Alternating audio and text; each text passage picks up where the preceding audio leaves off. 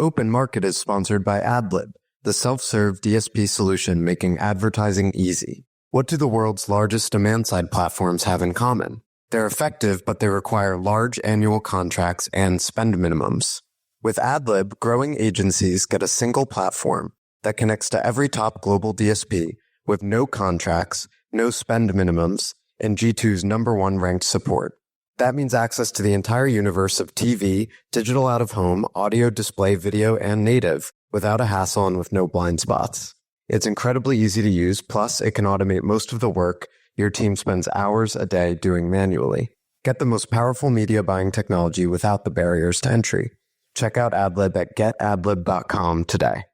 Welcome to Open Market, a podcast about building companies in the advertising industry. I'm Eric Franchi, and I am joined by Joe Zappa, who had a big week. He advised on 2 launches, rebrands, I don't know what you would call it, and that's going to be what we're going to get into today. But first, I'd like to ask the listeners, think back to high school. When it was lunchtime, there was sort of like an unwritten rule that when you would go to the cafeteria, you would sit next to your friends and they would make room for you regardless of what was going on. And I feel like those social norms generally exist well into adulthood and probably cross over into a professional setting where, you know, it's a cafeteria style lunch and you assume that you will sit next to your friends. But then once in a while, things go awry and your friends say, actually, no, you can't sit with us. And it's quite jarring when it happens. And I'm not going to say that might have happened yesterday, but it may have happened yesterday. Eric Franchi, tell me your dreams.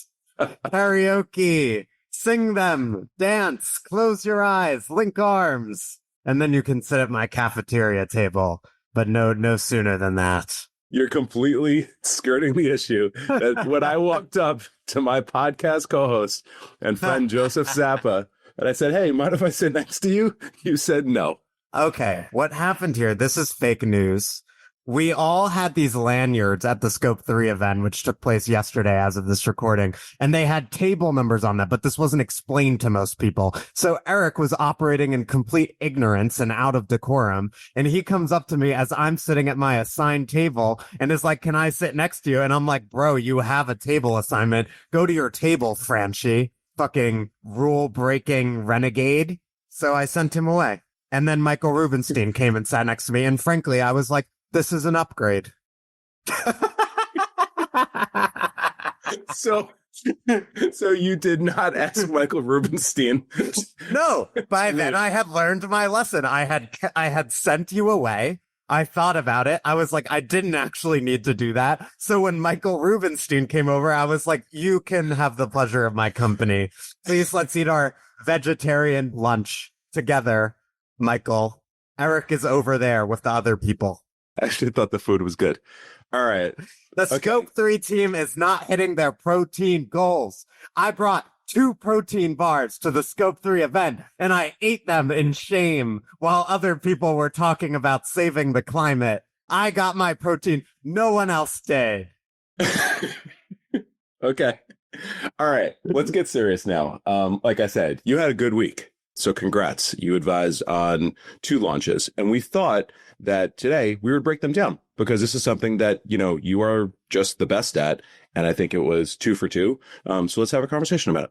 Yeah, for sure. Let's start with Aperiam. So you guys announced Aperiam 2.0 this week. We had been coordinating on it over the past couple of months.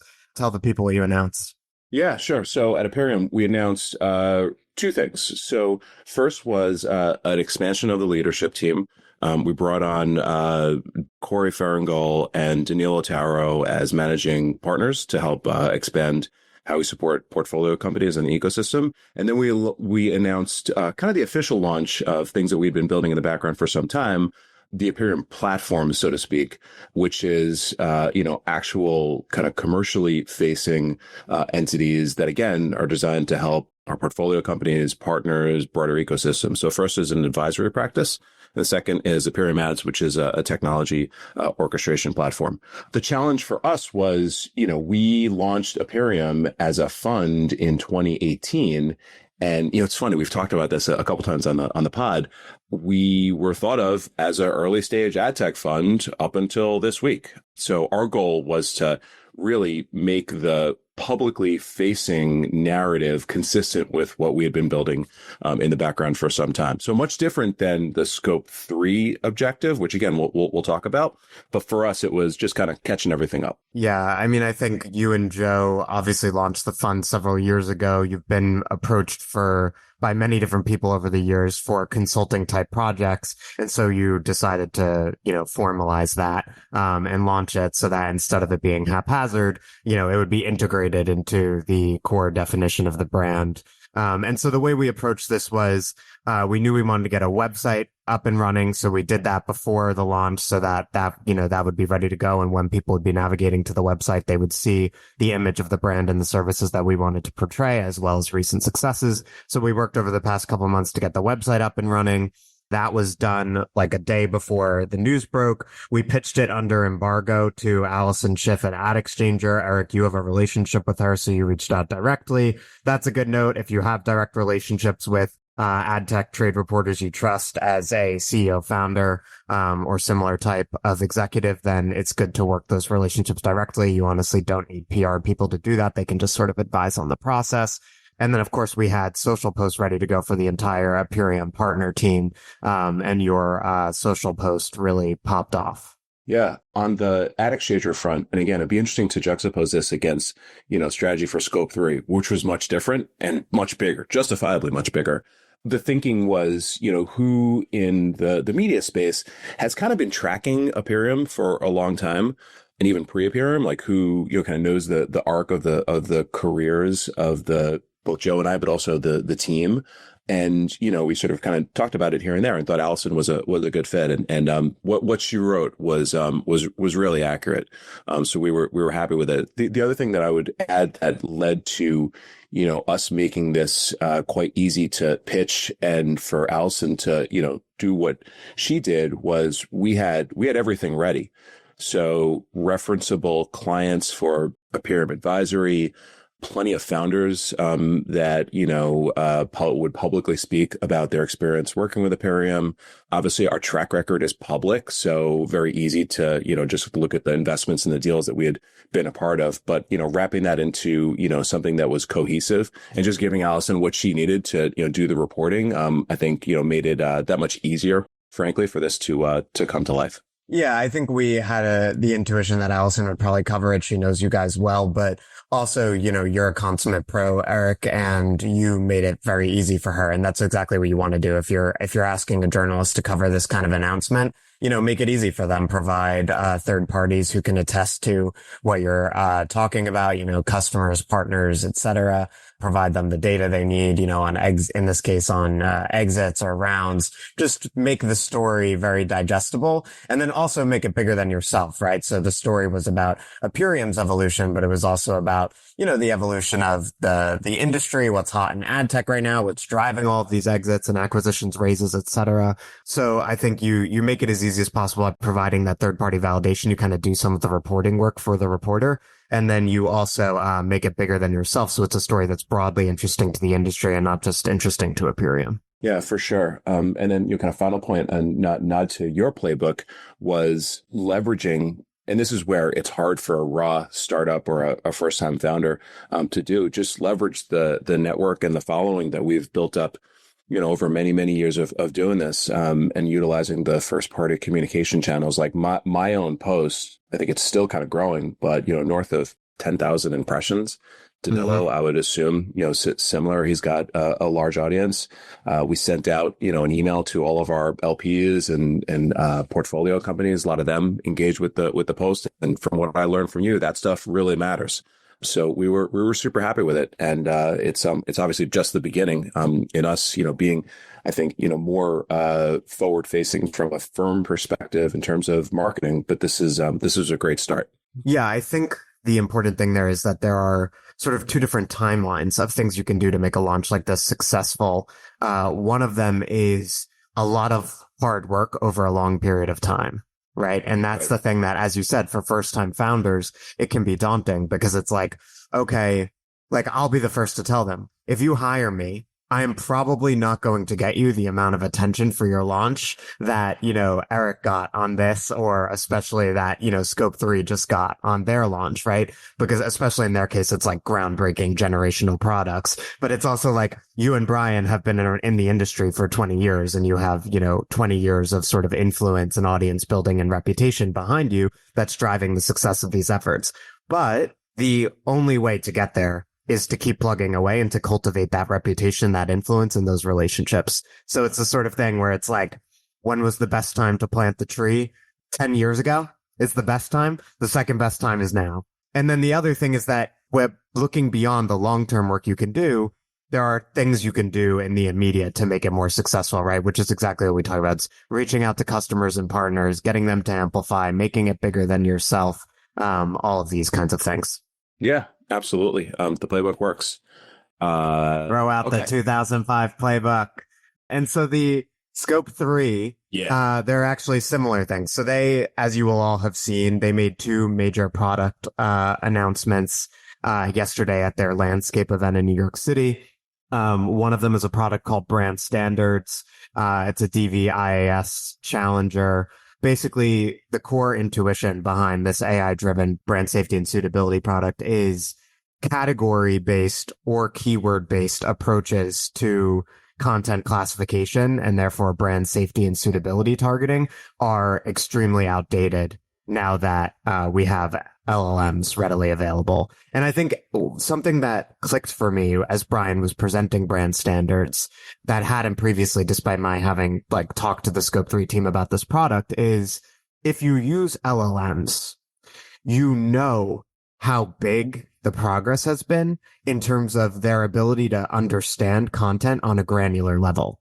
Like, they can understand events and content with a very surprising level of granularity, right? Like, if you ask them, why would, X ad tech company acquire Y ad tech company? They can give you a very fine-tuned answer, and you can ask follow-ups and they'll learn and they can get even more detailed. And so if we think about that level of sort of linguistic understanding, why would we be using brand safety tools or contextual targeting tools that are predicated on the word travel appeared in this article? It already looks incredibly outdated. And I think, an AI driven brand standards product, that can help brands take advantage of those capabilities to really avoid the content they don't want to be next to the content they do want to be next to, and to iterate and learn as they go, makes a lot of sense. It was like a category was just kind of thrust into the future in that moment, because it's really the first example in brand safety of, what a modern offering might look like if you were to just build it from zero today, having capabilities that you have with LLMs, but then also having the deep knowledge of how all of this stuff works, which is, again, and just kind of connecting a lot of dots, taking this back to what Allison asked me for the article. She's like, what's the profile of the founder that you invest in? And I said it was, basically people that have done this before, or it's founders with extreme domain expertise, technical expertise. And with Scope3, it's actually both. It would be, I think, very challenging for someone who is a first-time founder in ad tech to build this product. The same way it would be very challenging for anybody that doesn't really, really understand ad tech to build Sincera.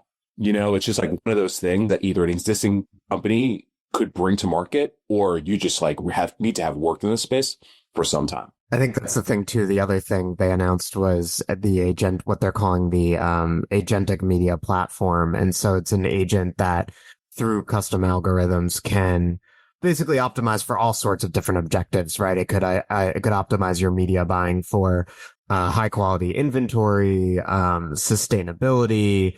It could navigate the tension between increasing efficiency and increasing overall sales. Like Brian used the example of the CMO of GM was on stage and she was talking about, that classic tension between increasing ROAS and selling more cars. And Brian and Ann Coughlin, his co-founder, were showing that instead of having a data science team to pore over that and sort of figure out where the trade-offs are, the agent can increasingly figure that out, and you can sort of tell it how to weight those two different things, see what the results are, and optimize and learn, in near real time. So the thing with products like this is some people who aren't super familiar with the industry, who haven't sold these kinds of products for 20 years, like Brian has, will say, like, just AI people will be like, oh, well, like, you don't really need a specific product for that. Or like, like they have various theories of how like AI could just like do this in general. And you don't need like a specialized product with access to proprietary data and all this stuff. And I think what they're missing that Brian understands as someone who has those technical chops, but who also has been in the industry for a long time and navigated relationships with brands, agencies, publishers, and other ad tech companies, is that Brian understands like it's very difficult to get these kinds of things over the line. Like if you're trying to get a brand to adopt a new brand safety product when they have like a multi-year deal with DV or IAS, who are like the only two acceptable brands in the sector, essentially, it's very difficult. You need to understand that commercial relationship. You need to have an existing level of trust. I mean, that's part of why these two companies have been so difficult to disrupt, despite people broadly being sort of unhappy with them and the analytics reports and all of the sort of bad press that they've received. And so it's the combination, to your point about second time founders, of deep technical expertise, commercial relationships, and a deep understanding of this industry specifically that allows you to get a groundbreaking product like this off the ground. Yeah, well said. I'd add one more piece to this. And what was very interesting was the number of partners and a caliber of partners that they, basically brought on stage with them when they made each announcement or made an example of the use cases that, once this thing goes live, brands could, implement with. So they had everyone from Google to Index to Amazon. I mean, the biggest platforms in the world. And again, it's super hard for, I think, a raw startup to do that type of thing for a product that hasn't even launched. We should disclose that my fund is an investor in Scope3. And I work with them, and Eric's being very generous in saying I had 2 launches this week, but I was 3% of this at best. It was a huge effort by the Scope3 team to put on this event. And Tiffany Collins at Scope3 was spearheading the relationships with the press. So they did an awesome job on this. I want to boil it down to 3 things that Scope3 did from a marketing perspective that I thought were great, that made the launches successful so that other people can maybe take them away for their own efforts. So the first lesson is that the CEO is the chief evangelist, and a charismatic and widely respected chief evangelist is invaluable.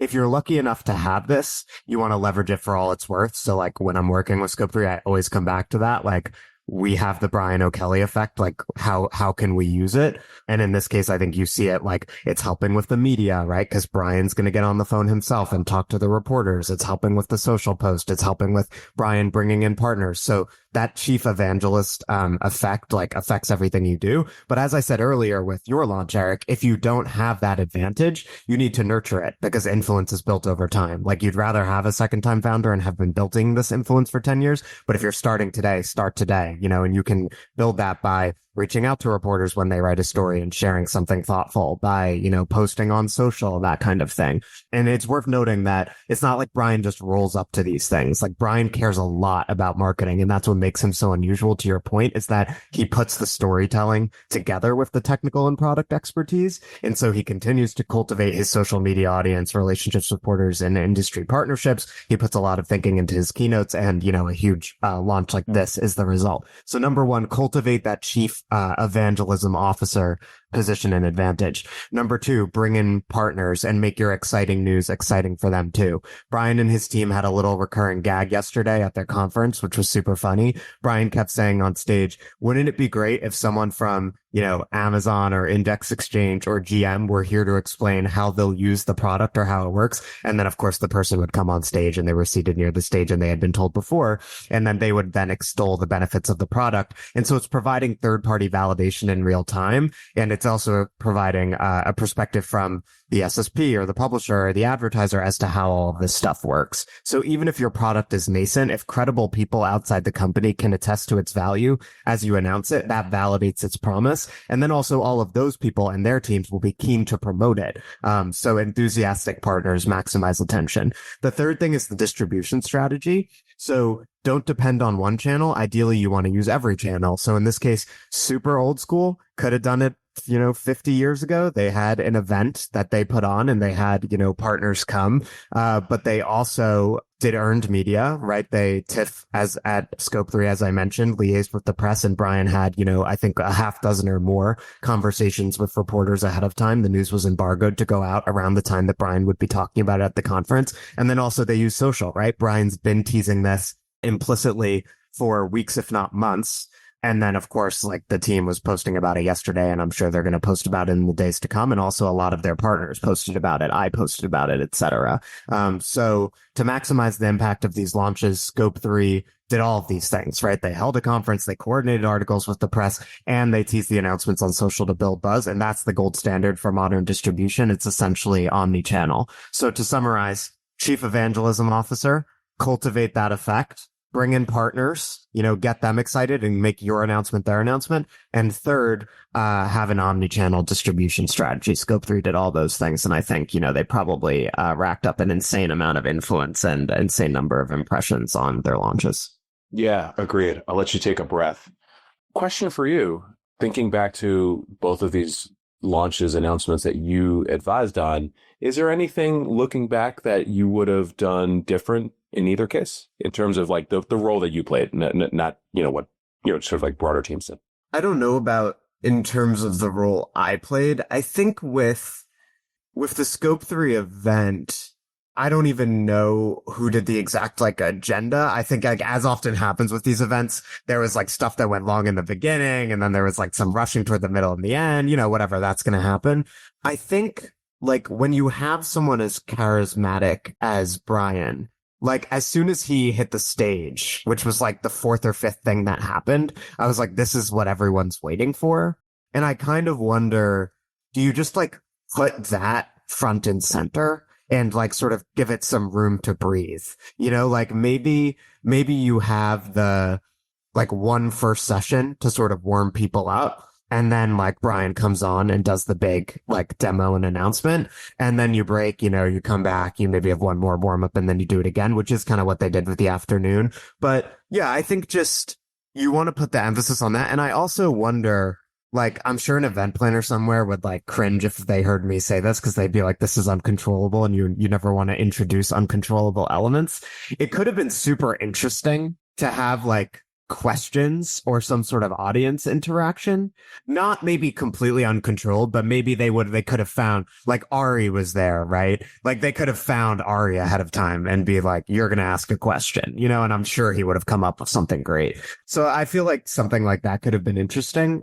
And then I hope I'll be in touch with them obviously about this, but they got incredible material with the demos. And so just like using that then on social, repurposing it, cutting it up. I assume they'll be doing that. And that's yet another thing they can do to capitalize on the event. But overall, I think, awesome launches in both cases. And, and a massive amount of attention was orchestrated and leveraged to the benefit of both companies. Back to a topic I think we talked about, maybe it was even last week, where, there's just a subset of our industry that seems to be kind of underestimating the significance of AI and, how exciting this can be. It feels to me like they showed the potential of what this stuff can do and how impactful it could be. And I'm wondering if, this will, be a moment where even if just a bit or incrementally, there's a vibe shift towards like, whoa, really? This thing might be as big as these crazy folks on open market are talking about. Yeah. I mean, brand safety alone is probably like a $5 to $10 billion category.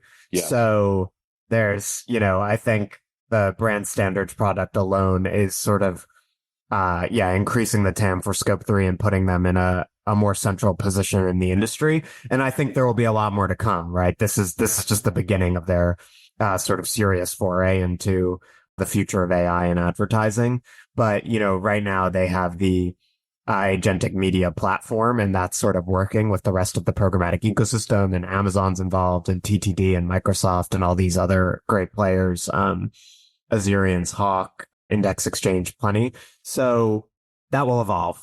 And I'm sure we'll all be very interested to see how like the programmatic infrastructure itself changes in the AI era, because it seems like for now, Brian is more taking a complementary approach where the idea is like, how does this like seamlessly fit onto what's already there, which reflects that experience with how the industry works, I think. But over time, that will change. It's the companies that are sort of leading the industry are usually not the same, over a course of a 5 to 10 year period. So big changes coming. And I think this is probably going to be a moment we all remember 10 years from now when we're talking about, the post AI era.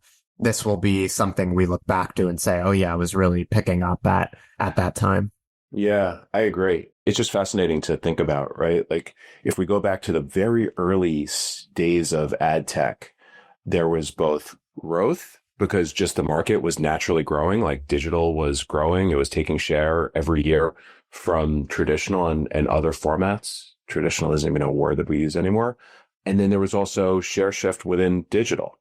So it went from like publishers and portals making a lot of money to spend shifting quite rapidly to networks, to with the birth of the ad exchange and DSPs and SSPs, money moving in a different direction. So I'm wondering if like, hey, digital will naturally like have slower growth. I think, as we think about programmatic, quote unquote, or open web, quote unquote, the share shift alone with the example that you gave with, the brand suitability stuff, or just with the reshuffling of the programmatic ecosystem could lead to big companies being built just off the back of share shift and modernizing an offering. Yeah, I think, and multiple people on stage specifically said this yesterday. Brian was talking about Right Media and the launch of the ad exchange. Scott Howe from the CEO of LiveRamp was saying this is the most exciting product he's seen in 30 years in advertising.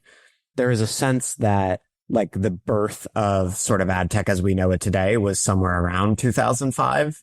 Yep. And Agreed. This is a generational moment, it's 2025. So, it's poetic that it's exactly 20 years later, as Brian mentioned at the conference. And I think people have a sense that like big things are happening now, and that for the last 5-ish years, it has kind of felt like we're shuffling things around a little bit in ad tech. Like, of course, there's new value created, and like the CTV phenomenon has been huge. Retail media is huge, all the stuff we talk about.